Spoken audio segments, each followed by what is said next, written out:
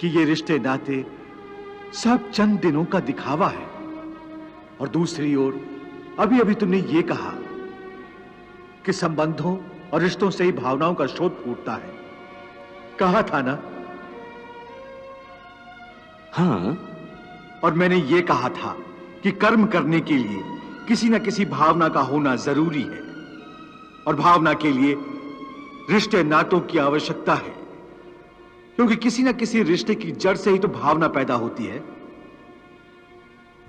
इसलिए यदि मनुष्य सारे रिश्ते तोड़ देगा, अपनी भावना को त्याग देगा, तो फिर वो कर्म किसके लिए करेगा? अपने धर्म के लिए। धर्म के लिए? हाँ, अपने धर्म के लिए। अर्थात धर्म के लिए भावना की आवश्यकता नहीं होती? नहीं, धर्म के लिए भावना की नहीं, बल्कि अपने कर्तव्य के ज्ञान की आवश्यकता है।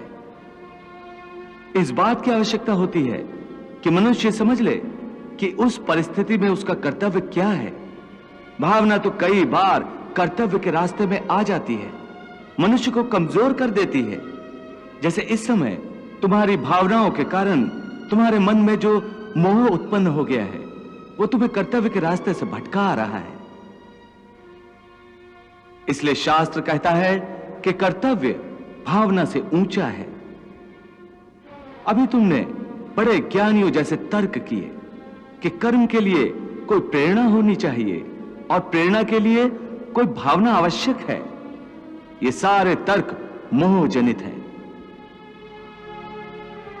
रिश्ते नातों के मोह ने तुम्हारी बुद्धि को धूमिल कर दिया है, इसलिए तुम्हें सत्य दिखाई नहीं दे रहा। इसलिए इस समय तुम्हें धर्म स्पष्ट दिखाई नहीं देता। धर्म क्या है? धर्म की व्याख्या क्या है? इस बात का निर्णय कौन करता है? हे मधुसूदन, वो कौन है जो धर्म का विधान बनाते हैं? हे अर्जुन, हर प्राणी अपने धर्म का विधान स्वयं बनाता है। मैं समझा नहीं केशव। देखो पार्थ, धर्म का जो विधान किसी दूसरे ने बनाया हो, वो तुम्हारा धर्म नहीं हो सकता। तुम्हारा धर्म वही है जिसे तुमने स्वयं बनाया हो, जिसे तुम्हारी आत्मा ने स्वीकार किया हो। धर्म व्यक्तिगत चीज है, जिसका फैसला व्यक्ति को स्वयं करना पड़ता है। मैं अब भी नहीं समझा केशव। देखो पार्थ, मैं एक उदाहरण देकर समझाता हूं।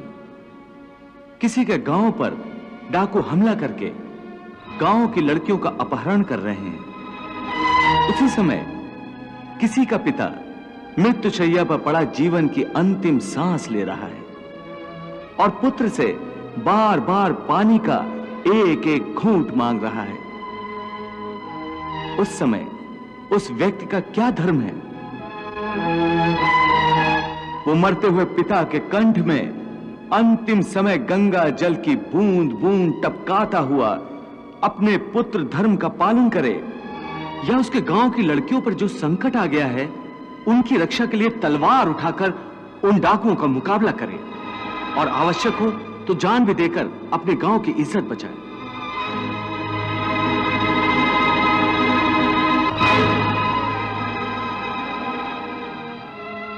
इसका निर्णय कोई दूसरा कैसे कर सकता है? इसको धर्म का दोराहा या धर्म संकट भी कहते हैं। ऐसी परिस्थिति में वो व्यक्ति क्या करे? उसका फैसला कोई बाहर वाला नहीं कर सकता। यह निर्णय उसी को लेना होता है कि उस समय उसका प्रथम धर्म क्या है। उस समय उसकी आत्मा जो आवाज दे वही उसका धर्म है। इसलिए हे अर्जुन, हर प्राणी का धर्म व्यक्तिगत होता है।